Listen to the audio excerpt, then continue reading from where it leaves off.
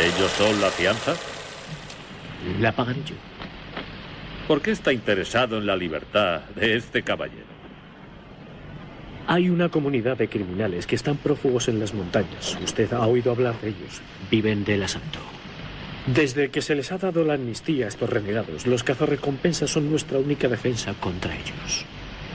Yo les protejo de los renegados, señor Polycom. No. Será peor.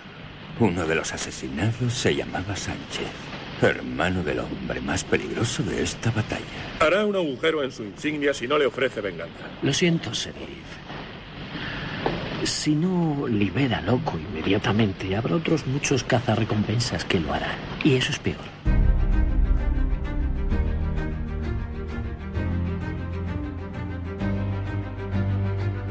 La última flecha.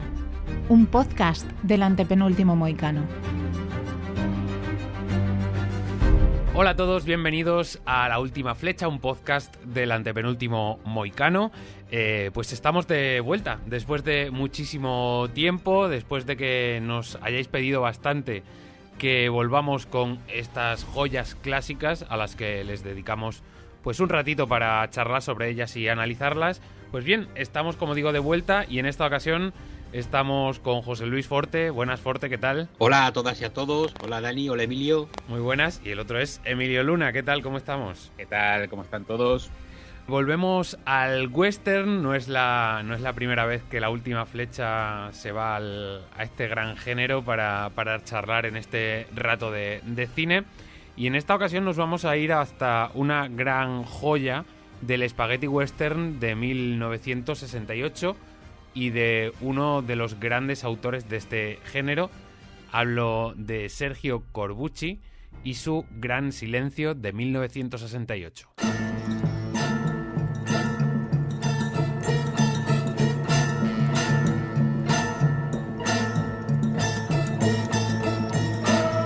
Después de Sergio Leone y esa trilogía del dólar, quizá este Gran Silencio de Sergio Corbucci sea uno de los grandes referentes del cine western, spaghetti western. Una película grandiosa, una gran obra maestra de este género, que nos cuenta la llegada de un asesino a sueldo a un pueblo de Utah, un valle con un pueblo llamado Snow Hill, donde los cazarrecompensas están haciendo su trabajo, digamos, demasiado bien. Se están extralimitando en esa relación que tienen con la justicia, pudiendo estirar demasiado ese fino hilo que puede hacer pasar a un cazarrecompensas de un lado a otro de la palabra justicia. Pues bien, este asesino a sueldo que llega al pueblo es contratado por una viuda de un renegado para que se encargue de estos cazarrecompensas que están sembrando el terror en la zona. Lo primero, preguntaros, como siempre, no sé si es la primera vez que veis esta película. Emilio, ha sido tú quien la ha elegido. Imagino que venías ya con ganas de que la viéramos.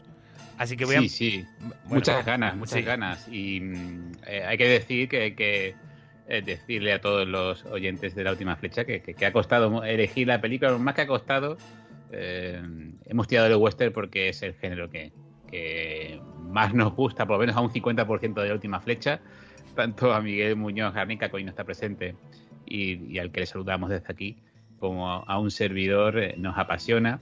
Mi idea inicial era algo más sesudo, algo más checoslovaco en este caso. Pero al final me he decantado por El Gran Silencio porque es una película que tenía en mente desde hace tiempo, tras la muerte de Jean-Louis Trintignant, ¿no?, su protagonista, y lo tenía ahí como pues en la reserva, ¿no?, deseando sacarla en algún momento, y este ha llegado, ¿no? Yo he visto la película siendo un niño, la he visto varias veces, básicamente porque, esto no lo he dicho nunca, pero soy, aparte de seguidor de western, soy muy seguidor de la música de Ennio Morricone, ¿no? Entonces, bueno, la partitura, sobre todo el tema central del film, me alucinaba. Lo tenía en una cinta de cassette junto a otras, de estos recopilatorios que se venden en gasolineras o en lugares así, o en lugares de mal vivir. Y lo tenía y la escuchaba muchísimo. Tenía el cassette destrozado, ¿no?, de tanto escucharlo, ¿no? Y me encantaba el tema central del del Gran Silencio. Cuando era un crío, era una película que me costaba, para empezar, porque sale de la zona de confort del western habitual, ¿no?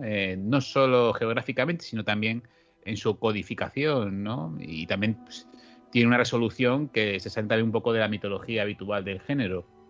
Entonces, siempre me ha parecido una película más que incómoda, una película diferente para mí, ¿no? Entonces, en cada década, cuando la he afrontado con diferentes edades, he encontrado pues una serie de matices que me fascinan, y hoy en día, pues, al volver a revisitarla, pues la he disfrutado muchísimo, ¿no? Porque aunque se mantienen algunas de las inquietudes que tenía cuando era un chaval, me parece una película excepcional en forma, que eso es algo que a veces cuesta, ¿no? Cuando hablamos de spaghetti western, parece que hablamos de cine muy de serie B y demás, ¿no? Entonces, nada más lejos de la realidad, ¿no? El cine de Corbucci en su auge tenía, más que obras maestras, tenía obras sensacionales, ¿no?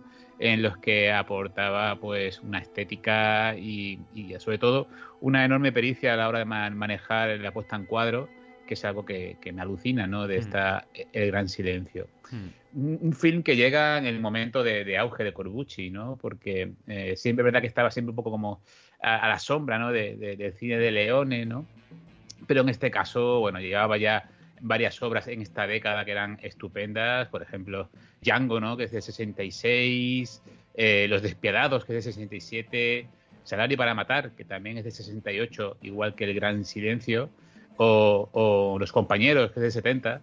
Yo creo que es un poquito en el auge de Corbucci, con películas que funcionaban bien en taquilla, que tenían muchísimos seguidores en la etapa previa, ¿no? Del auge de cine de videoclub y demás, ¿no? Estábamos un momento en el que el spaghetti western despuntaba, el western parecía muerto en Estados Unidos, pero llegaron unos italianos con su particular mirada para poder volver a levantarlo, ¿no? Hay que decir, tú has nombrado que la película está ambientada en un pueblo de Utah, en el invierno de Utah concretamente, en un lugar que podía ser perfectamente Park City, ¿no? En una zona montañosa, pues con pues un tiempo y una orografía agreste, pero en realidad la película, como otras muchas, está rodada en Europa, concretamente en Cortina d'Ampezzo, que es los Alpes Dolomitas. Sí, hacia la zona del Tirol italiano.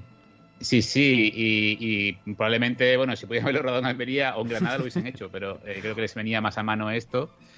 Como tú has comentado, pues es una historia pues muy típica, ¿no? De venganza, donde al final el protagonista del film no es el aparentemente héroe, ¿no? Es por decir el villano, el antagonista. Esto también era muy de spaghetti western, ¿no? De darle una entidad, ¿no? a los personajes que pues cumplían el papel de villano, ¿no? Pasaba con Lee Van Cleef, con Gale Wallace y con otros actores, ¿no? de la época. Y en este caso, pues tenemos a un Klaus Kinski, que hace, por supuesto, de Klaus Kinski, y que es un personaje fascinante y que además pues acompaña pues a un buen reparto, ¿no? La verdad es que es una peli que me apasiona y que me alegro de haber elegido. Sí, aquí, como hablamos, Corbucci le da un poco la vuelta a todo lo que veníamos viendo de western. Me gustaría que Forte nos dijera qué le ha parecido a la peli, porque yo creo que sí que es la primera vez que la ve, Forte. Sí, yo no había visto El Gran Silencio, esta es la primera vez, y bueno, pues resume muy bien todo lo que fue el Spaghetti Western, ¿no? Que era copiar a Leone, solo que llevándolo todo al extremo, ¿no? A este respecto, además, El Gran Silencio, como ha dicho Emilio, como estabais comentando, pues digamos, momentos de esplendor del género del spaghetti, que retoma el western que estaba, bueno, en Estados Unidos lo que estaban haciendo era precisamente los westerns que se están empezando a llamar ya westerns crepusculares, ¿no? Son ya siempre pues de héroes ya cansados, que resisten ahí el tiempo, pero llega la modernidad y se lo quita del medio, ¿no? Sin embargo, llega el spaghetti con toda su fuerza, rompiendo con todo lo anterior. Es muy curioso porque es quizá dentro del género supone un movimiento que al mismo tiempo que bebe, evidentemente, bebe de los grandes clásicos y se nota que les encantan, pero al mismo tiempo destruyen todo, o sea, lo hacen todo al revés. Porque claro, llevan algo nuevo, ¿no? Creo que es lo que dio frescura a las películas de Sergio Leone, ¿no? Le metió ese punto gamberro, macarra, donde no hay malos ni buenos, a veces los malos son casi los protagonistas, no importa que las películas terminen mal, pueden ser muy divertidas, son ultra violentas. En fin, toda la italiana, por decirlo de alguna manera, ¿no? Porque con el terror estaba pasando lo mismo, esos mismos años, pues directores como Lucio Fulci mismamente lo estaba haciendo en el terror, pero también lo estaba haciendo con los pocos spaghetti western que hizo, ¿no? A este respecto me gustaría citar una anécdota con la que me gustaría comenzar, que yo creo que resume muy bien lo que es el spaghetti western, que viene la anécdota en el libro de Javier Puello, Lucio Fulci, Autopsia de un cineasta, editado por Apple Hip Team, que bueno, hace poco, bueno, pues es un libro que estoy leyendo, que el tiempo que me voy viendo algunas peliculitas de Fulci, ¿no? Pero cuenta una anécdota muy bonita, bueno, ya veréis lo bonita que es. Es muy divertida, pues, de un momento en que a Sergio Leone, ¿no? Viendo todo lo que estaba triunfando el spaghetti western, claro, que todos eran un poco, pues, imitándole a él, ¿no?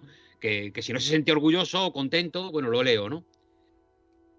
Bueno, eso cuando le preguntan que, bueno, a ver, que claro, que se podía considerar el padre del spaghetti western, ¿no? Esto es lo que comentaba.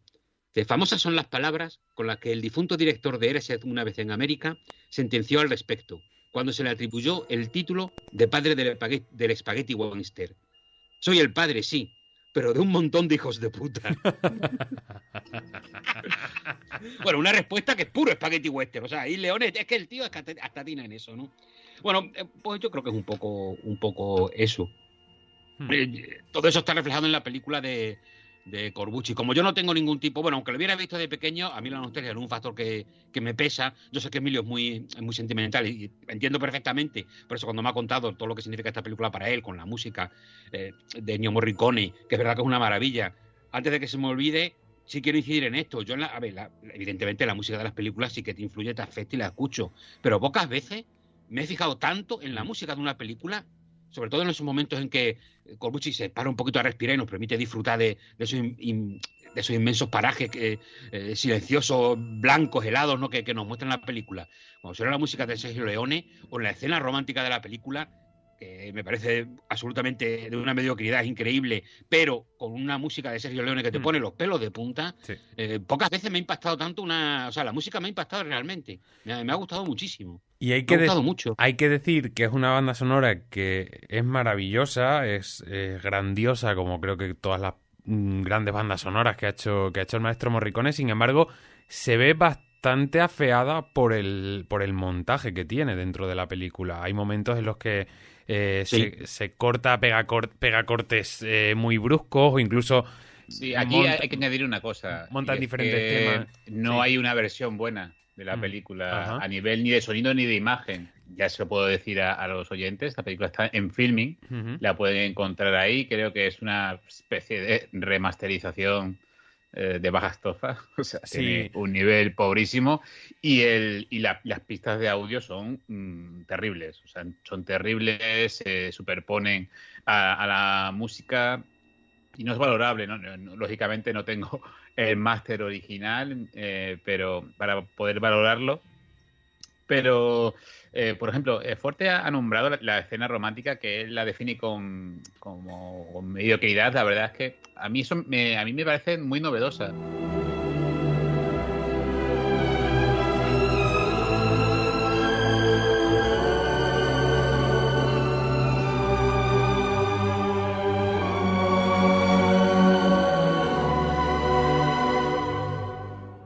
Al final todo lo que representa el personaje principal, que se llama, o lo llaman, mejor dicho, Silencio, que es una especie como de justiciero que no puede hablar.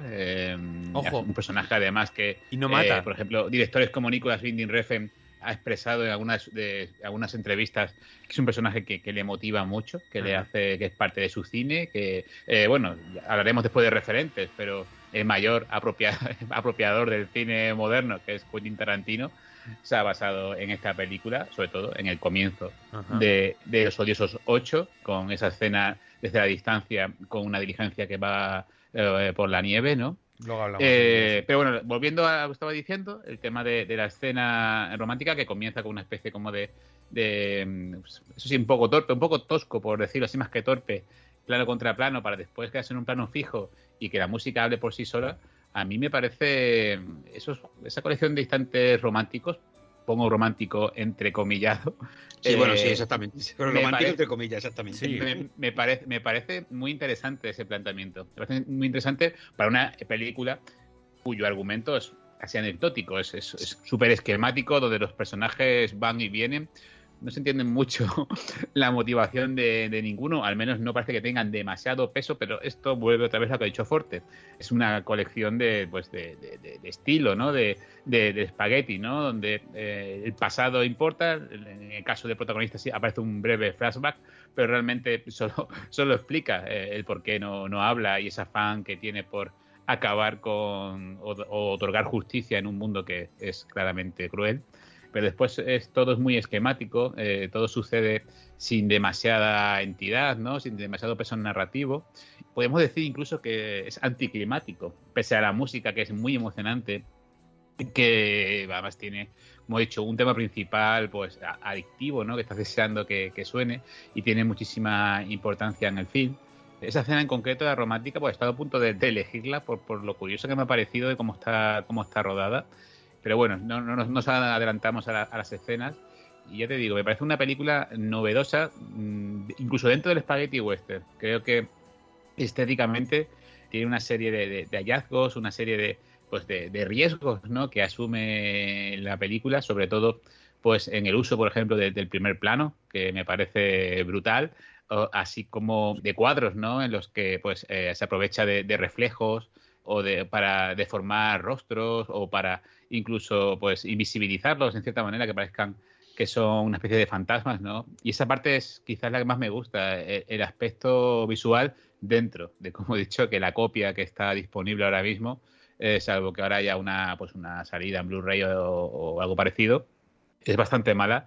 Y a nivel de audio es problemática porque es una cinta esclava de su tiempo, ¿no? Es sonido mono, donde se intentan destacar varias pistas y al final eso es un galimatías que cuesta escucharlo bien. Es muy complicada tanto la versión original como la versión doblada española, que además tiene un doblaje bastante moderno y que bueno... En el doblaje del personaje de Klaus Kinski, que en la película, en la versión española, en la versión doblada se llama Loco, sí. Pero en la versión original es Tigrero. El Tigrero. Le dobla el actor que doblaba a Michael Knight en El Coche Fantástico. Eso lo digo todo.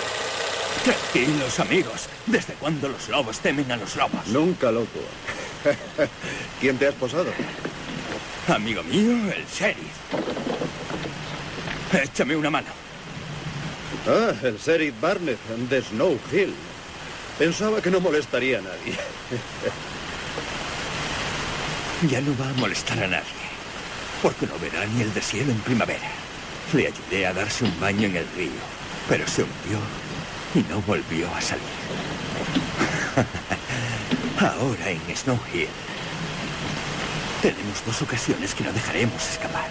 La verdad es que el doblaje en castellano es bastante duro y también lo hace más duro incluso por eso, por ese sistema monofónico de audio. Y también lo que dices de la versión de la imagen, esto viene por el sistema de positivado que se utilizaba por aquel entonces, que era el sistema Kodak que se llama Eastman, que hacía perder color a las copias muy rápidamente, incluso llegaba a tintar el positivado cuando pasaba mucho tiempo. Entonces todas las versiones que se tienen de esta película son versiones que han perdido muchísimo el color. Es más, si te pones en una televisión con mucha definición, vas a ver como en ocasiones tiene incluso hasta como la película tiene como una malla por delante que se aprecia, que el positivado de la película es bastante deficiente y apenas tiene saturación, pierde muchísimo color y no hay contraste, y estamos hablando de una película que se desarrolla casi en su totalidad en un paisaje blanco, en una nieve que sí que hace de la película un sitio completamente desolador, y creo que es algo de los puntos fuertes que tiene la película, que de repente el director pues nos da ese giro y nos cambia los desiertos por la nieve en la montaña, ¿no? Por estas montañas de Utah nevadas, pero luego perdemos todo ese potencia y impacto visual por la copia que tiene. Aún así, la película, bueno, se ve y se disfruta mucho por todo lo que es la peli. Y aquí Corbucci yo creo que hace eso, le da la vuelta a todo lo que tenía como conceptos en el Spaghetti Western, porque de repente nos ponen a un asesino a sueldo que lo pone como protagonista de la película y que en principio debería ser el villano, y a ese cazarrecompensas que se supone que debería ser el bueno de la película, que debe cazar a este asesino, es completamente el villano de la peli, que por cierto es increíble cómo con una mirada te puede provocar tantísimo terror. Cómo lo dice todo con apenas un giro de ojos. Y creo que aquí tienes razón, Emilio, que el juego de los primeros planos de la película, más allá de lo bien que lo jugaba también Leone, aquí tenemos planos grandiosos. Hay una escena en concreto que para mí yo creo que es brutal, ¿no? Es cuando está con el sheriff, ¿no? En el momento culmen del sheriff, y no digo nada más. Ajá. El momento que le pide el personaje de loco tigrero Klaus Kinski si puede miccionar porque está muy cansado y necesita ir al baño ahí en un árbol, ¿no? Y ese momento en el que la cámara hace un zoom y mira casi de reverso al personaje de Kinski es absolutamente brutal, porque te está anticipando lo que va a ocurrir y que demuestra, como decía un poco al comienzo, ¿no? Esa pericia, además porque es un plano perfecto en el que te define pues la naturaleza del personaje, yo creo que principal de la película, porque al final está basado en una leyenda de un tipo que era pues implacable, ¿no? Y que se come al final al personaje, pues al personaje del héroe, ¿no? Porque que lo tenía todo un poco para llevarse, para ser el protagonista, ¿no? Pero al final es cosa de villanos todo esto, y ese plano a mí me alucina, ¿no? Porque lo repetirá varias veces Corbucci sabe del poder expresivo de Kinski, que ya en esos momentos era pues probablemente el gran actor europeo del momento. En el caso de Jean-Louis Trintignant, que pues él estuvo pues más apegado a la Nouvelle Vague, a la post-Nouvelle Vague, con papeles primero secundarios, y después pues en los 80, 90 pues fue un actor importante. Hasta hace nada hizo cine. Recuerdo, por ejemplo, Amor, de Michael Haneke, una película que probablemente si Forte la viera le invitaría al suicidio, seguramente, porque yo no creo que haya director y persona más opuesta que Haneke y Forte, ¿no? En el caso de Jean-Louis Trintignant, ¿no? Pues es uno de los grandes de cine europeo que falleció el año pasado. Su personaje es un poco desagradecido, todo hay que decirlo, ¿no? Porque comienza, pues como podía comenzar el samurái de Alain Delon, o personajes similares, ¿no? Que no voy a poner ningún ejemplo que todo el mundo conoce ya, porque ya saben de qué picogeo, ¿no? Pero es un típico personaje hierático, que tiene un pasado pues duro, ¿no? Y que le ha colocado en una posición pues de antihéroe, ¿no? Entonces uno espera un mayor desarrollo, pero esto es muy espagueti, ¿no? De al final revertir los protagonismos y al final creo que es todo pues una exhibición de Kinski, que Corbucci lo sabe y lo explota pues al máximo. Me gustaría seguir hablando del personaje principal, porque luego tiene una serie de características como muy definidas. Esa pistola automática que le diferencia de resto de pistoleros. Luego tenemos esa definición de la primera secuencia de la película. ¡Espera! ¡Me rindo! ¡No me mates!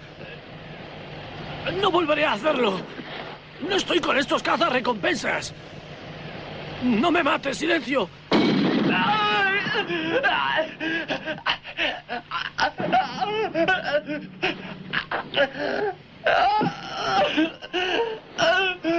¡Joder! ¡Me has destrozado la mano!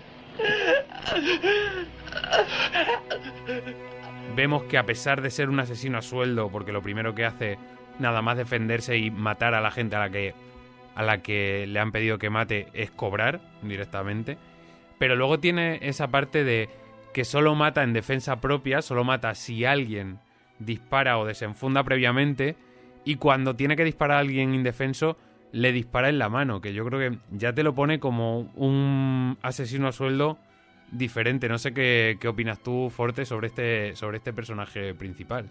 Bueno, a mí me parece un personaje muy interesante, pero lo que pasaba con todos los espaguetis, o lo que pasaba también en el terror y sobre todo los italianos, siempre buscaban un punto en a ver cómo hago mi personaje el más original de todos, ¿no? En este caso utiliza esos detalles, pero a ver, el gran punto es que sea mudo, ¿no? Yo creo que también se le da un problema al personaje, que es que llega un momento en que realmente no saben qué hacer con él, pues es que no puede expresarse, y eso que Trintignant lo hace muy bien, expresa, claro, con su rostro expresa todos los sentimientos, ¿no? Pero hay un momento en que necesita algo más, que es comunicarse con el espectador, y para eso está la figura del sheriff, que para mí es el verdadero protagonista de la película. El único personaje además que evoluciona, el único personaje que para mí además tiene interés, porque tanto Silencio como siempre digo Triguero, por favor. Tigrero. Tigrero, como tres tristes tigres comían trigo, siempre sale Triguero en vez de Triguero. Joder, increíble. Bueno, ya sabéis quién. El Tito Klaus, que es verdad que está fenomenal el tipo, ¿no? Haciendo de él, haciendo un show, ¿no? Está fenomenal, además con esa forma, me encanta también que sea tan elegante, con ese toque que le dan tan afeminado, ¿no?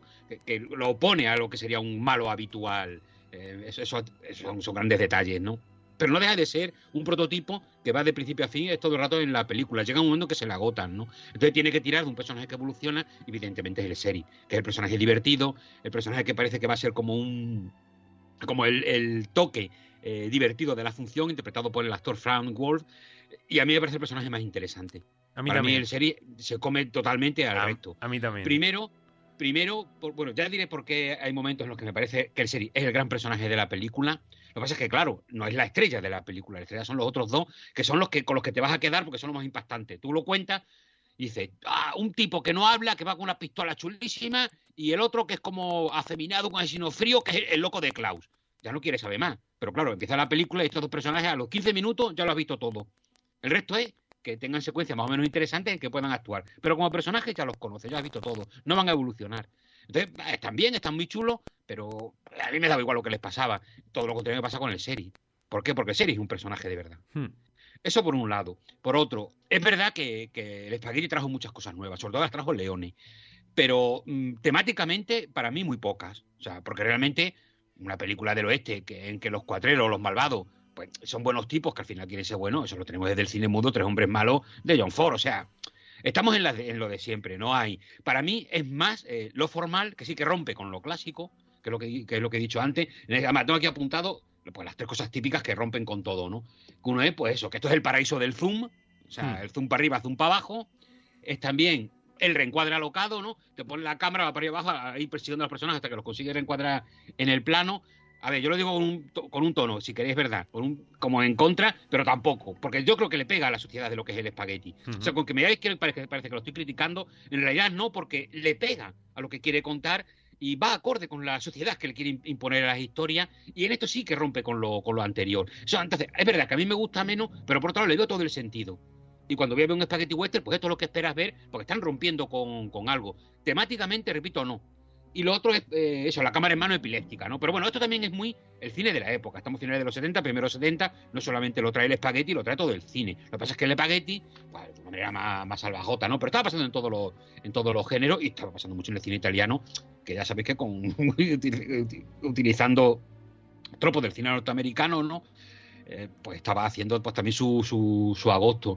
Yo creo que lo que más se diferencia es la violencia, ¿no? Fijaos que estaba ya viniendo, pues en Estados Unidos, pues estaba llegando Sam Peckinpah, cuando Sam Peckinpah rueda Grupo Salvaje, es un año después del Gran Silencio. Y aquí eso quería hablar, o sea, aquí tenemos una violencia muy explícita desde el primer momento en el que vemos un tiroteo y vemos mucha sangre, balazos explícitos y matanzas sin ninguna contemplación. El Spaghetti Western, Sam Peckinpah, que con Grupo Salvaje, pues digamos que fue muy sonado por esa muestra tan grande de la violencia, pero aquí ya vemos esa representación, no sé, ¿qué opináis? Sí, bueno, tú has dicho hace un momento que el villano tiene un código, ¿no? Pero es que todos los tres personajes principales, tanto el sheriff como Silencio, como Tigrero. Loco, Tigrero, yo lo voy a llamar Loco porque me parece más fácil que Tigrero, ¿no? todos tienen un código, y aún así, con sus códigos, bueno, tienen un código en principio de no agresión, ¿no? O sea, solo te disparo si tú me disparas, porque si no la justicia cae encima de mí, pero bueno, después hago todo lo posible por fastidiarte para que me intentes sacar la pistola antes que yo. El personaje de Silencio pues viene con su propio código de silencio, ¿no? Y su actitud que va a juego, ¿no? De personaje de un gran sentido del honor y de la justicia. Y por otro lado está el sheriff, que es un compendio de ambos, ¿no? En el que pues quizás sea el que añada el contrapunto, ¿no? También humorístico, ¿no? Porque es una película que se toma muy en serio, ¿no? Y que tiene esas salidas humorísticas por parte del sheriff. Tampoco son, no imaginen que es un gag tras otro, o sea, son 3 momentos. Incluso su propia despedida pues tiene algo de paródico, ¿no? ¿Y bien? ¿De dónde vienes? ¿Cuánto tiempo vas a quedarte? Si crees que estás siendo amable, échate un vistazo. Ahora, forastero, contéstame. No puede contestarle, sheriff. Es mudo. Lo que quiero decir es que con estos personajes codificados, o con un códice propio, aún así, bueno, la violencia brota. O sea, por muchas leyes que haya o normas que se impongan o su propia idiosincrasia, al final la violencia es también, pues, como el propio subgénero marca, ¿no? Pues es una violencia brutal, sin contemplaciones, muy gratuita en casi todos los momentos. Y como comentaba antes, pues la falta de entidad narrativa o que hay apenas una analepsis y el resto pues es todo lo que presenciamos, es lo que es el tiempo fílmico. Pues nos encontramos, como he dicho, una película esquemática, ¿no? Donde la violencia es quizás, junto a los paisajes, la gran protagonista. Al respecto de los paisajes, pues que se manchan de sangre y es mucho más llamativo, justamente me llama la atención eso, porque normalmente pues tenemos una imagen geográfica del western muy determinada, ¿no? Y en el caso de Gran Silencio hay excepciones, por supuesto, pero supone una salida habitual del canon, ¿no? Del lugar, sin demasiada agua, demasiado seco, todo seco, con el polvo, con el salón determinado. Y aquí nos encontramos en un mundo nevado, en un mundo de montaña, donde además la película se recrea en los momentos en los que los personajes hacen travesías a través de la nieve.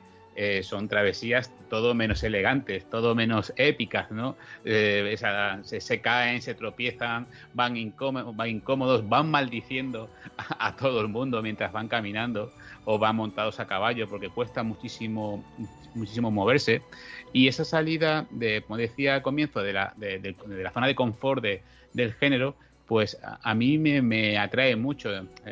No hay muchos westerns ambientados en la nieve. Creo que ha ido pasando con el paso de los años, sí que en el cine europeo o en películas pues ambientadas en unas coordenadas temporales similares, aquí, por ejemplo, El Renacido, o mucho más atrás, Las aventuras de Jeremiah Johnson, o los propios Los Odiosos 8, ¿no? de Quentin Tarantino. Esa entrada, pues a mí me gusta mucho, ¿no?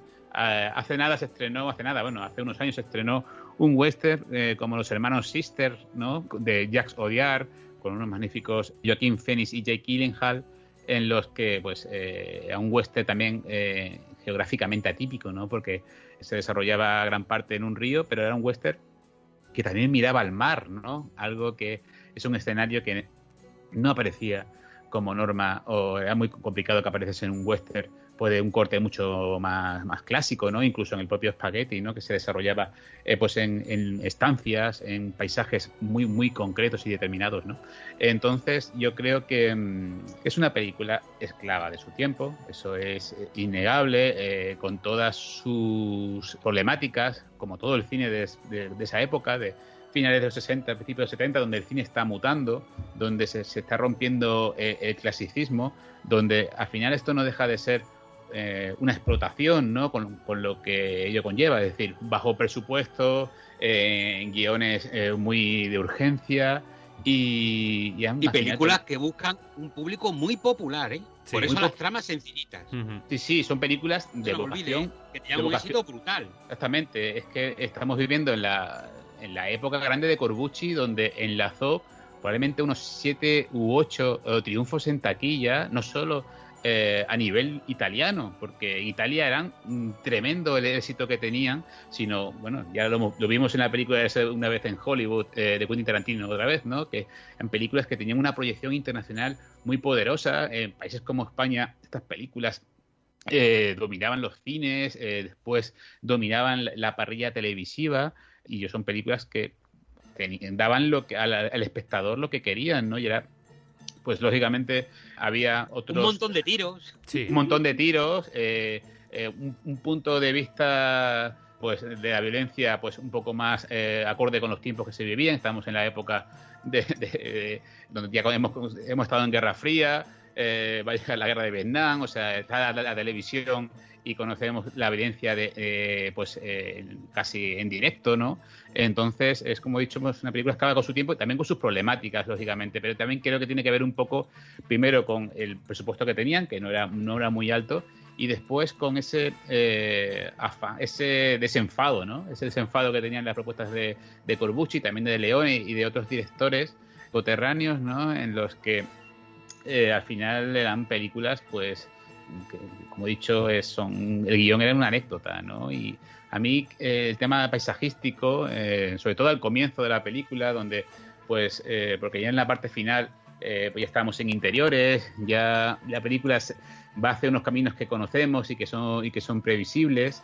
Ya a esas alturas entendemos que lo que va a ocurrir y que no hay redención posible para ninguno.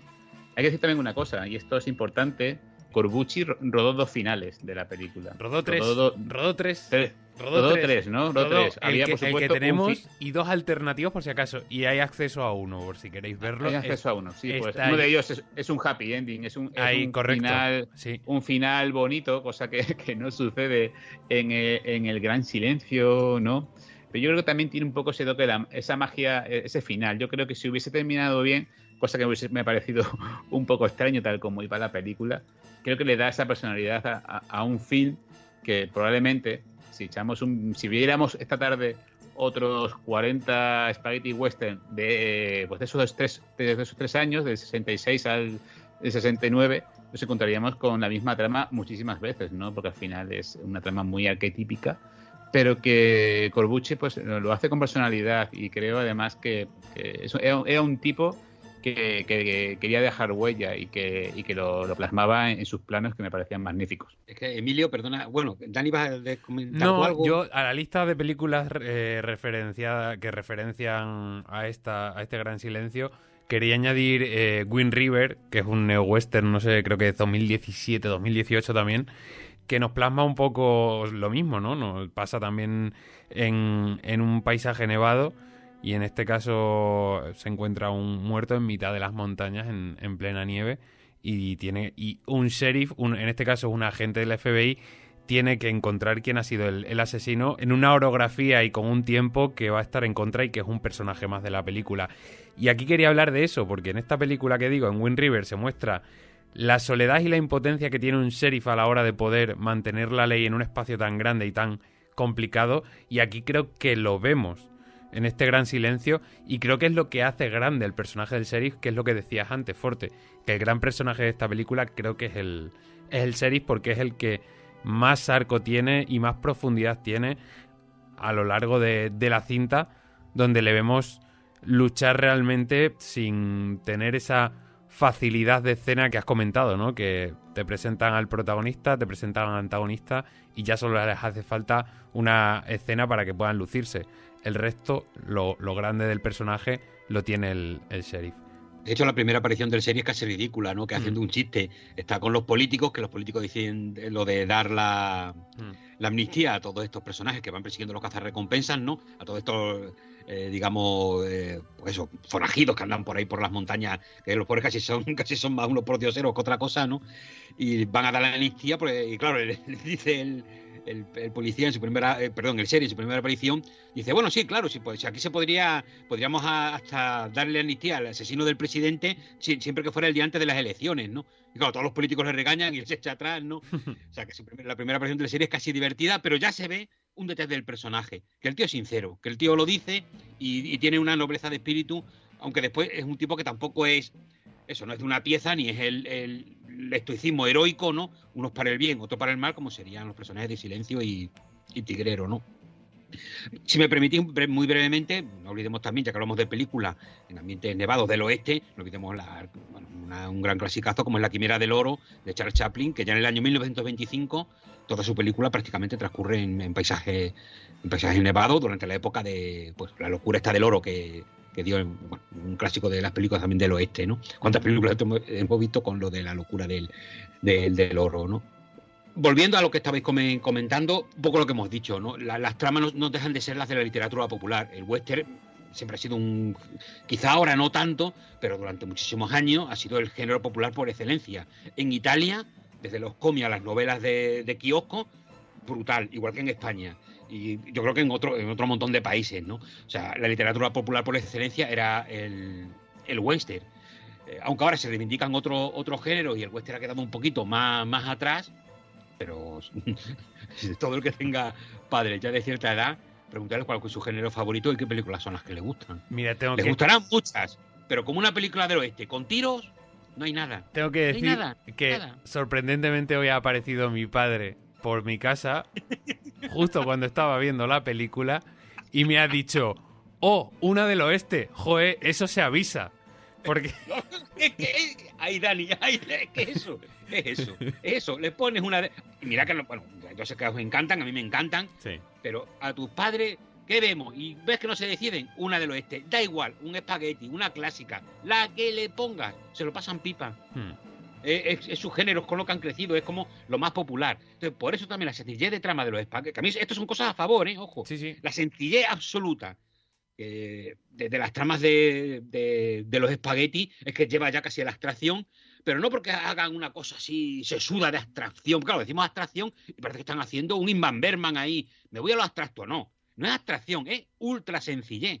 Lo que pasa es que nos parece abstracción porque prácticamente no hay nada, pero es ultra sencillo. ¿Por qué? Porque la trama la puedes seguir tranquilamente, estando de cháchara, la puedes ver en el cine de verano, allí al aire libre, con todo el mundo gritando y pegando voces, no te vas a perder de la trama.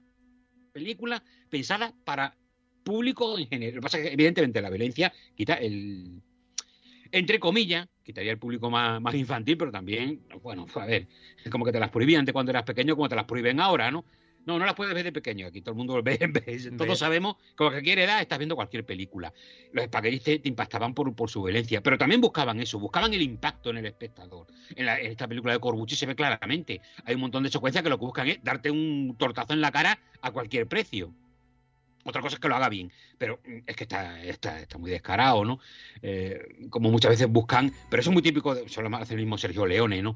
A mí lo que ocurre es que, a ver, claro, compararlo con Sergio Leone, para mí es que no se puede porque creo que Leone es mucho más impactante en todos los sentidos. Es mucho mejor director, además. No hay más que ver cómo, bueno, todo lo que a Leone le cabreaba era lo que le copiaban sus películas, ¿no? Aquí lo vemos en los flashbacks, los míticos flashbacks de, bueno, ¿por qué Silencio se quiere vengar? ¿Y de dónde viene Silencio? Pues te lo van a contar en un par de flashbacks impactantes, ¿no? Pues recordad cualquier flashback, no sé, pienso lo de Hasta que llegó su hora de Leone, aunque es una película posterior a esta, ¿no? Pero bueno, ya viene de todo lo que estaba haciendo él, pues esos flashbacks recordando lo que le había pasado al personaje, a lo que le ha pasado a este personaje, que no son tan potentes, ¿no? Están muy bien, pero no son tan potentes. A mí la dirección de Corbucci, de verdad, no me parece ninguna maravilla. Vuelvo a la escena que yo le he llamado romántica cuando en realidad es sexual, ¿no? Porque sí que empieza romántica, que eso sí me gusta, que son el juego de mirada entre la chica protagonista y... Ese roce con la boca Silencio, casi mientras le ven. Esos roces. Es verdad que son muy sensuales, están muy bien, sobre todo también porque está apoyado por la alucinante música de Ennio Morricone, no lo olvidemos, pero después llegamos a la típica escena de espaldita con espalda, manitas por la espalda, en fin, o sea, yo no sé si Corbucci fue el primero, pero desde luego si fue el primero hay que matarlo porque estoy harto de ver manitas por la espalda y son planos que personalmente me aburren.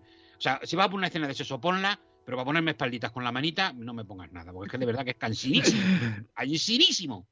Pero bueno, aparte de esto, A ver, yo también estoy haciendo un poco, porque aquí vosotros habéis puesto en plan John Ford, soy los héroes de la película, aquí poniendo todo bien. No, A mí hombre. me toca hacer de tigrero. O sea, yo soy el malo de la película. Hombre, ¿Qué hay que poner aquí?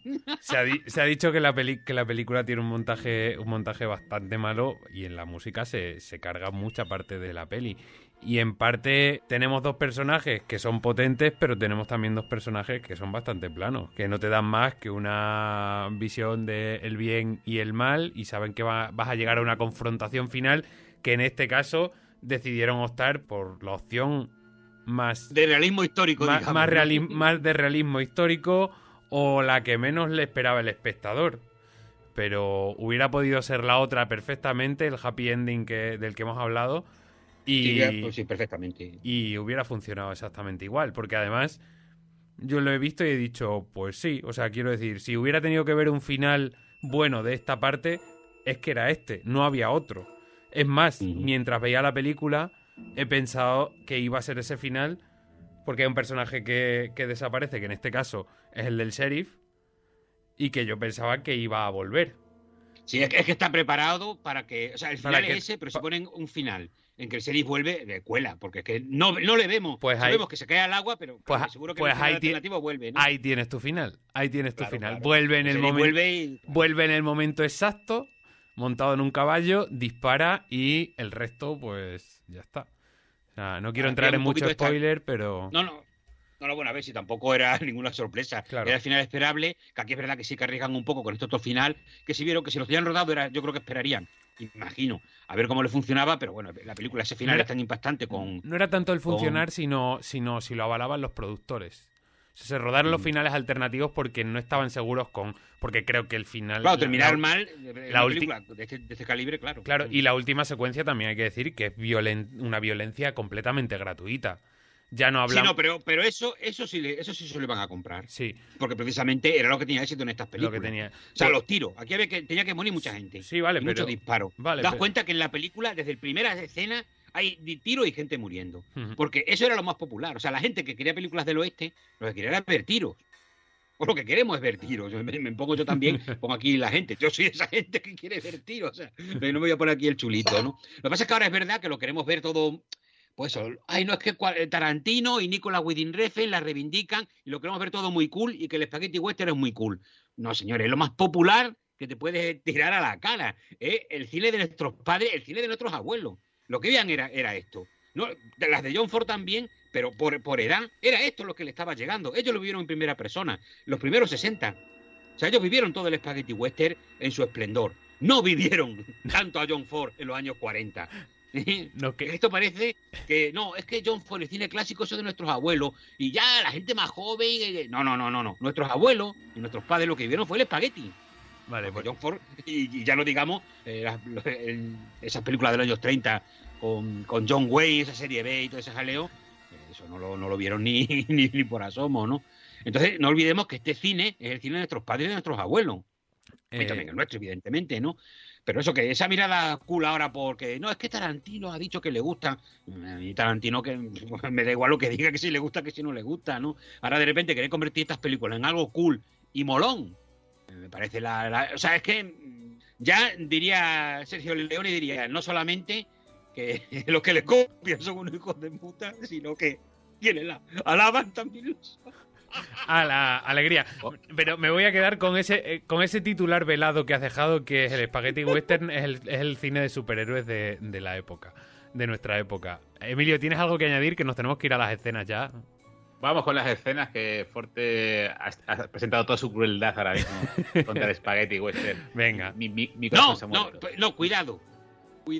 Ha presentado he hecho de malo, pero tampoco quiero ser... O sea, vea, joder, a mí que también sí. me encantan. O sea, yo me lo he pasado pipa viendo El Gran Silencio. No me ha gustado tanto como a vosotros, pero me puedo ver películas como esta a mí. O sea, no... Tampoco va a haber, cuidado, ¿eh? Lo que pasa es que quería hacer un poco también... Pues, de abogado del diablo. Bien, haces bien. De abogado del diablo. De tigrero. Creyendo en lo que digo... Pero, hombre, también por darle un poquillo de... Y así vosotros queréis como héroes y yo quedo como el supervillano, ¿no? El Clown Kiskin. Sin problema, sin problema. No sé quién empieza realmente, así que Forte, si quieres empezar. Empiezo yo porque cronológicamente creo ¿Sí? que... ¿Vas tú? Sí. Pues empieza. Sí, creo que... sí, porque bueno, yo es verdad que he sido el primero en elegir con lo cual pues he golpeado 2 veces, me temo, o eso creo, y creo que pues que la escena, a ver, la primera escena, pues lo que he comentado, que además Tarantino referencia en Los Odiosos 8, me gusta, ¿no? Me gusta todas las escenas en las que pues retratan el mundo en el que viven, las dificultades que tienen, pero meter a los personajes principales en una diligencia, yo creo que eso es pues quizás el gran momento de la película. ¿Quiénes son? Según este cartel deberían ser 4. ¿Son los 2 de arriba? El segundo y el tercero. Hay otro esperando a ser enterrado tan pronto como me hayan pagado. ¿Has leído lo que pone aquí? ¿Vivos o muertos? Seguro que nunca los coges vivos. Son hombres peligrosos, Sheriff. Son enemigos de los hombres de Dios. Lo que predican. Yo sé muy bien lo que pasaría si uno de ellos llegase a la corte, porque todos ellos usan los tribunales para... No, es un deber patriótico acabar con ellos. Porque está... por avatares acaban los 3, además vemos la naturaleza de los 3 personajes dentro, en el interior del vehículo, ¿no? Donde pues observamos a un tipo impasible, observador, que no tiene nada que decir. Después descubriremos el por qué. Encontramos a otro carismático, que va además, lleva consigo a una serie de cadáveres que tiene que llevar al pueblo, a Snow Hill, para cobrar su recompensa. El tipo, lógicamente, pues no tiene medios para llevarlos a través de la nieve y encuentra en una diligencia el lugar perfecto para poder transportarlos. Y después la tercera presencia, la del sheriff, que tiene una entrada además pues caótica, humorística, en la que se cae. De hecho, cuando él pregunta ¿dónde vais? Digo, pues voy a Snow Hill. Y dicen, ahí vamos justamente. Bueno. Y la respuesta del tipo no puede ser más espectacular, ¿no? Y diciendo, bueno, no voy a reproducirlo aquí, pero bueno, lo escuchen ustedes. Entonces, y de ahí reconozco que me partía de risa. Y con esa escena en la que se respira tensión, porque uno no sabe exactamente qué pintan estos 3 tipos, ¿no? En la película, y de hecho cuesta, como he dicho hace un rato, pues entender sus motivaciones. Al final tienes a los 3 personajes metidos en una diligencia, en lo que va a ser pues el castigador, el verdugo, la víctima propiciatoria y el juez de todo ello, como son esos 3 personajes. Y me gusta cómo está rodada. Los contraplanos son, por decirlo así, un poco cutres, ¿no? Un poco bruscos, pero me gusta cómo está contado y es quizás, para mí es la mejor escena de un film que por momentos es caótico, que es desigual, claramente, ¿no? Como films de ese momento, pero que tiene ese punto mágico que llama mi atención y como ha dicho Forte, él vería muchas veces películas como estas, yo vería muchas veces El Gran Silencio. Mira, Emilio, una cosa, a tenor de lo que estás comentando, es verdad que hay cierta tosquedad, tanto en el espagueti como en concreto en esta película, pero yo creo, a ver, estoy seguro que vais a estar de acuerdo conmigo, pero bueno, si queréis que lo confirme, me gustaría confirmarlo con vosotros. Creo que en este caso la tosquedad sí que le viene bien al tono de la película, porque son tipos rudos, tipos toscos. Entonces hay momentos en que esa rudeza, ese corte de planos que a veces dices, madre mía, qué cachazo, pero al final se te va quedando en la retina, te va quedando como sensación al ver la película, que esa brusquedad, esa tosquedad, es también toda la dureza del terreno de la historia que está contando y de estos tipos que no tienen, no sé, en muchos casos, bueno, los malvados evidentemente no tienen principio y los tienen unos principios bastante esquivos, ¿no? O sea, que la tosquedad yo creo que al final sí está apoyando el tono de la película, ¿no? Vienen de serie. De hecho, los personajes que aparecen, por decirlo así, con un mayor grado de intelectualidad, véase los políticos del comienzo, o el personaje que es el que contrata a los cazarrecompensas para cargarse son los más repugnantes, claro. Son los más repugnantes, son los que, bueno, hablan mejor y los que parece que tienen una serie de un bagaje cultural diferente, pero están narrados de tal manera, contados de tal manera o descritos de tal manera que parecen estúpidos. Al final, es cierto, son personajes en general todos salvo el del sheriff, que es más lo que sugiere que lo que realmente sucede. Son personajes muy unidimensionales, ¿no? Pero ya te digo, eso es lo de menos, es lo de menos. Pero también muy a tono con el gusto popular, ¿no? Donde el tipo instruido, el tipo que va como de más, de no sé qué, es el tonto lava que está molestando y que se calle, ¿no? Los que molan, ¿quiénes son Silencio, y aunque sea el antagonista, pero tú a la hora de ver la película, aunque le tengas odio, te caiga muy mal todo el rollo, pero también mola un personajazo como Tigrero, ¿no? Al final, tú cuando cuentas la película, ¿qué cuentas? Pues hay un tipo, pues lo que dije antes, ¿no? Tú vas a describir a Silencio y vas a describir a Tigrero, describe a esos dos personajes y todo el mundo, ¿qué? Quiero ver esa película, pero ¿esto qué es, no? La escena esta de todos en la diligencia es lo típico que cuando la estás viendo, está chula y tal y cual, pero termina la película y dices, pero si el tío al principio me lo metió a todos en un cajón ahí, o sea, y en el techo, claro, que después en el tono de la película parece que es como normal, pero cuando termina dices, pero vamos a ver, ¿qué me ha contado? Están todos metidos en esa caja, o sea, los tres protagonistas ahí metidos desde el principio de la peli, y lo que llevan en el techo es una colección de muertos ahí, de cadáveres ahí. Joder. Pero es mala, pero la claro, son las cosas que yo creo que en sucesivas la película crece según, incluso creo que sí las ves más veces, ¿no? Porque son cosas que vas a, no sé, lo típico que va creciendo, ¿no? Creo. Pero es completamente rocambolesco, al final. Sí, claro, eso le da su valor, claro. Genera un contrapunto simpático. Primero por una parte de tensión, porque tienes a los tres protagonistas dentro, pero luego encima es que les estás viendo en la situación de, no, y es que vamos aquí cargados de muertos encima. Yo creo que la situación está muy, muy bien. Por tiempo, Forte, te tocaría a ti la siguiente escena. ¿Cuál has elegido? Bueno, elijo una del serie, en esta misma, de hecho ya lo ha contado Emilio, ¿no? Esta relación divertida del serie cuando entra en la diligencia con los otros dos personajes, pero yo me quedo con cuando el serie entra en el salón y está allí, pues, digamos, la madame de las prostitutas del salón, está allí presidiendo la sala, y sentado jugando al póker, pues está tanto Tigrero como otra serie de rufianes cazarrecompensas. Hola a todos. Hola. ¿Quieres una cerilla? Oh, gracias. Hola, sheriff. ¿Quiere que le presente a mis amigos? Preferiría que no. Si son amigos tuyos. Aquí tienes el dinero. Oh, es un detalle que lo haya traído en persona, sheriff. Podría haber ido a por él. No me quedo tranquilo del todo. Lo que quiero es que te largues del pueblo. Oh, no tengo intención de abandonar Snow Hill, no.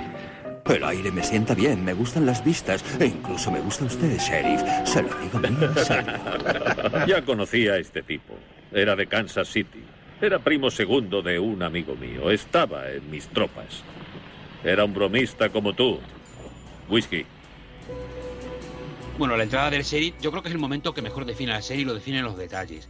Hay, a pesar de que estaba aquí haciendo un poco el malote con Corbucci, hay algunos detalles que sí me han gustado mucho y me han parecido, a ver, es lo que habéis dicho de vosotros, va de elegancia quizás es excesivo, pero sí hay detalles en que hay mirada, en que hay una forma de contar que no es más allá de lo que te cuento, digamos así, de una forma muy, muy brutal. Una escena que no elegí porque me parece muy corta es el momento en que Tigrero, junto con otro personaje, se les ve como cometen el primer crimen, ¿no? Que matan al joven y lo matan a un joven de estos forajidos y lo matan delante de su madre. Mucho más violenta que la escena de muerte, que es lo típico de un montón de disparos que restallan como latigazos, el tipo sale disparado, muere, ¿no? Hay un momento en que la madre se vuelve y los mira, ¿no? Aterrada a los dos tipos que han matado a su hijo delante de su cara, y lo que vemos es un primer plano de ella girándose y vemos su rostro manchado de sangre. Me pareció tan violento, tan impactante la sangre del hijo en la cara de la madre, me pareció mucho más fuerte que todo lo que había pasado antes, que la escena, digamos, violenta per se, ¿no? Ese tipo de detalles son los que me encantan. Y no están ahí de manera accidental. Eso está puesto ahí de una manera muy inteligente para remarcar el momento tan duro que se acaba de vivir y la brutalidad, ¿no? Que la sangre del hijo ha llegado a aplicar a la madre, ¿no? Son esos detalles, es verdad, son salvajes, ¿no? Porque no te quiere contar un momento duro, pero te lo expresa y a veces no es solamente la violencia, sino me gusta que se vea también el reflejo de esa violencia en personajes inocentes, ¿no? Eso también la película tiene cuidado de hacerlo y hoy sí me gusta. Que no solamente una secuencia de escenas ultraviolentas, sino que esa violencia tiene efecto en otros personajes, ¿no? Que son las viudas, las madres, las esposas, todo lo que va quedando atrás de toda esa racha de muertos. Que a mí ese detalle hace que la película deje un pozo de fuerza Las muertes, aunque nos parezcan gratuitas, pero dentro de la película y lo que nos queda en la mente, bueno, sí hay muchas muertes, muchas serán gratuitas, pero están dejando daño y dolor a lo largo de la película. Creo que eso no lo olvida en ningún momento el Gran Silencio. Para mí es un punto a favor, porque hace que te impacten más esas muertes, ¿no? Si no son nada más que una ristrería de muertos y ya está, sino que aquí te dejan lo mismo que en la escena final, cuando vemos a esas mujeres atadas de las manos que están también muertas, ¿no? Junto a los otros.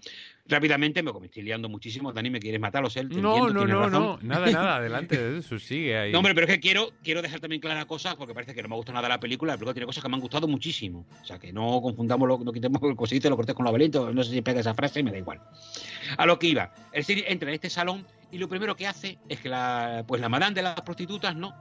Él se acerca y tiene un gesto súper amable con ella. Y ella le sonríe y le responde de una manera muy amable. Y te das cuenta, ya ese detalle, igual que el que he dicho antes de la sangre en el rostro de la madre, este otro pequeño detalle ya te dice cómo es ese sheriff. Es alguien que mira a la persona. No lo que esa persona le ha pasado antes y le va a pasar después con los forajidos, ¿no? Él los trata como personas en todo momento. No es, tú eres un forajido, tú eres un asesino. No, para él son personas.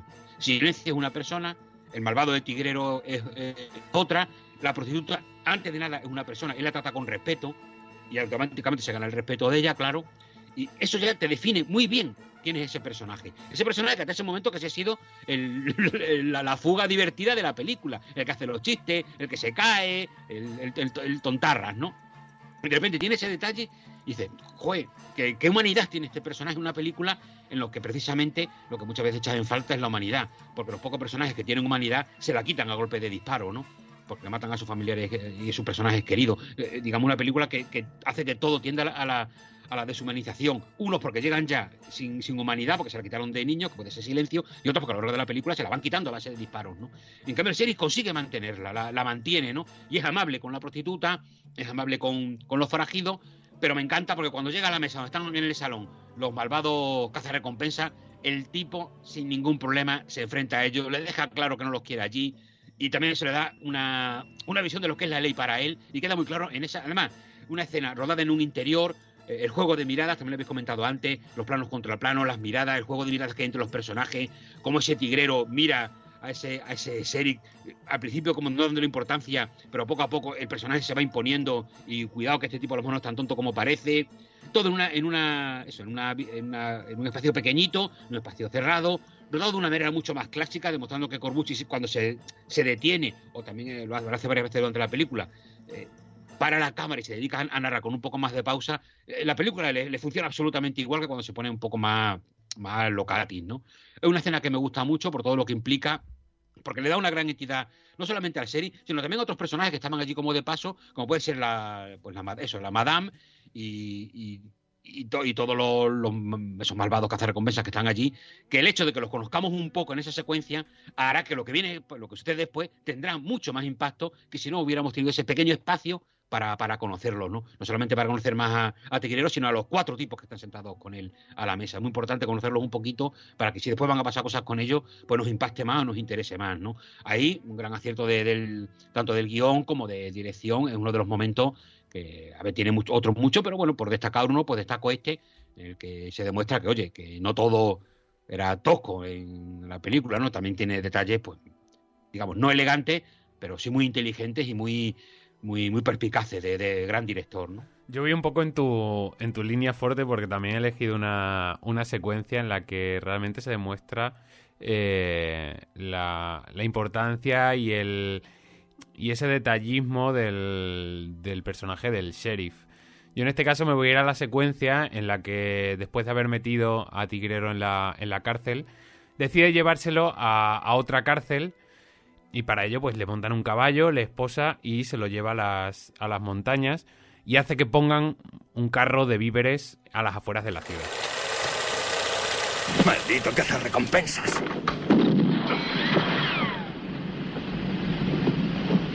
Yo también aprendo de la experiencia. Ahora mi pistola funciona. Escuchadme, amigos. Tened paciencia. Habrá una amnistía pronto. Podréis volver a casa, así que mejor dejad que actúe la ley con lobo. Os garantizo que hay comida para todos en Snow Hill, así que id y servíos vosotros mismos. Pero seguid mi consejo. En el futuro no comáis carne de caballo. No toda es tan tierna como la del mío. ¿Dónde la encontraremos? A la entrada del pueblo. Bueno, en ese momento suben a la montaña, van a caballo. El tigrero está completamente asustado porque cree que Silencio va a perseguirles y a matarle. Y ahí es donde se encuentran con los forajidos, que siguen esperando esa amnistía que no llega. Sin embargo, el sheriff va un paso por delante y en este caso de nuevo demuestra la bondad y el que mira por el bienestar del grupo, de la ciudad y del resto de habitantes. Que por cierto, hay un momento maravilloso que este tipo ricachón, que es el que contrata a los cazarrecompensas, dice: ¿cuándo va a llegar la justicia y el buen juicio a Snow Hill? Y llega y le dice una de las prostitutas: cuando te ahorquemos. O algo así, le dice. Sí, se lo dice la madame. Se lo dice la madame, ¿no? Le dice cuando te ahorquemos. Maravilloso el chiste. Bueno, vuelvo a la escena. De repente el sheriff se encuentran de frente con todos estos forajidos que están intentando sobrevivir en la montaña. Y primero el cómo mantiene la calma ante todos estos forajidos que les están apuntando. Cómo incluso llega a disparar. Él sabe perfectamente que no van a matarle, porque matar a un sheriff es lo peor que pueden hacer. Sin embargo, cómo rápidamente dispara, les advierte que no va a tener ningún problema en dispararle. Sin embargo, guarda enseguida el arma, rápidamente, mostrándolo bien, para que ellos se den cuenta de que no es su afán entrar en pelea. Se baja y de repente coge una actitud conciliadora, diciéndoles: tenéis víveres en el pueblo, va a llegar la amnistía, no os preocupéis que va a llegar en unos días, bajad, coged víveres, que podéis sobrevivir, no va a pasar nada. Y aquí Tigrero le tienta a decir: oye, si ahora llegamos, vamos detrás de ellos y en el pueblo los apresamos, aquí cada uno de estos tiene... O sea, cuesta una pasta. Al final no es mucho dinero lo que dan por cada uno de ellos, pero si lo juntamos todos nos dan un gran dinero. Y aquí se vuelve a demostrar cómo este hombre no quiere realmente tener que andar persiguiendo forajidos o andar persiguiendo a cazarrecompensas o tener problemas. Él lo que quiere es vivir en un sitio tranquilo, donde haya paz, donde haya ley, donde todo el mundo viva feliz y donde él, sobre todo, no tenga que forzarse en, como digo, tener que, encima de sobrevivir en un sitio tan hostil, con tanta nieve, que encima tenga que jugarse la vida para mantener la calma, ¿no? Y cómo afronta al grupo de forajidos y cómo de nuevo afronta al personaje del loco, ¿no? Del tigrero. Me parece fantástico y dice mucho del personaje. No sé, me ha impactado mucho esta escena. Bueno, yo la verdad es que me ha gustado mucho escuchar vuestra visión, vuestras opiniones. Yo no me bajo del caballo, justamente. Y sigo pensando que es una película que quizás hablar en términos grandilocuentes pues no le hace ningún favor, lógicamente. Pero bueno, Emilio, pero sí, tú defiéndela a muerte. Tú dices obra maestra, qué tontería. No nos hagas caso a nosotros. Voy a decir obra maestra y ya está. Voy a decir eso muy pocas veces fuerte. Aunque tú pienses que yo soy un exagerado y que soy un sentimental, como has subrayado hace un rato. En el fondo es una peli, pues es una peli especial, como muchos westerns. O sea, de hecho, bueno, yo lo he comentado aquí muchas veces. Yo he visto como mis padres, como mis abuelos, pasaban su día en ver una película del oeste. A mí me gustaban las películas más allá de los nombres. Era todo una cuestión de texturas, de heroicismos, de melodías, ¿no? Que son los que se me vienen a la cabeza. Y al final yo desarrollé mi pasión por el western con la lectura, con cómics, que no eran muy habituales que alguien leyera un cómics en mi época. Era más bien Mortadelo y Filemón. Y ya por herencia, yo que sé, el Capitán Trueno y tal, pero eso ya quedaba muy lejos. Y estaban los héroes de Marvel y demás, que ya estaban, pues todos los chavales los tenían en sus carpetas. Y a mí el western me gusta mucho en me gustan hasta los westerns modernos, ¿no? O sea, antes nombrabas a Wind River ahí, que es una película pues contemporánea, es un western con cierto grado de posmodernidad, ¿no? Pero también está ambientado en la nieve y habla un poco también de las dificultades en las comunicaciones, algo que trata el film de Taylor Sheridan, ¿no? Que es una película que al final pues habla sobre cómo aislamos el mundo indio en la contemporaneidad, ¿no? Sí. Y todo lo que ello conlleva. Y al final también habla de la incomunicación, ¿no? Entre razas. Y a mí eso, pues, el tema de la nieve y el western o la esencia americana cinematográfica, ¿no? Pues me gusta mucho. Estamos hablando de que esto es una película italiana, es una coproducción con varios países y tiene ese hálito de coproducción internacional, ¿no? Donde pues hay actores de varias nacionalidades, donde la película dice que está en Utah, pero realmente está en el norte de Italia. Y ese toque de exploitation que tanto a mí me gusta mucho, al menos, y lo disfruto mucho, ¿no? Entonces yo le aconsejo a nuestros oyentes, como cierre de este podcast, que vayan a Filming, que la encontrarán allí, si la pueden encontrar en un formato físico mejor, porque yo creo que lo que ha comentado Dani del tema visual en streaming, creo que es muy consciente. Los píxeles son como la cabeza de Klaus Kinski. Búsquenla porque es una película que merece la pena para pasar un buen rato y también para tener no una cara B, pero tener otra mirada, ¿no? de un subgénero que ha sido parte importante del cine, más allá de la nostalgia, pienso. Pues no se me ocurre un cierre mejor, Forte. Así que yo creo que con esto terminamos, ¿te parece? Pues nada, Emilio, José Luis Forte, como siempre un placer compartir con vosotros esta horita de cine clásico. El placer ha sido mío. Ya me he quedado el muerto de elegir película, lo subo encima de la diligencia y le toca al siguiente, así que pronto diremos cuál será el próximo título de La Última Flecha. Nada, Dani, Emilio, pues un placer. Un placer, como siempre, y nada, a los que nos estén escuchando, que saben que pueden encontrar toda la información de cine, festivales, noticias, crítica en elantepenultimomohicano.com, y solo deciros que hasta la próxima Última Flecha. Adiós. La Última Flecha. Visítanos en www.elantepenultimomohicano.com.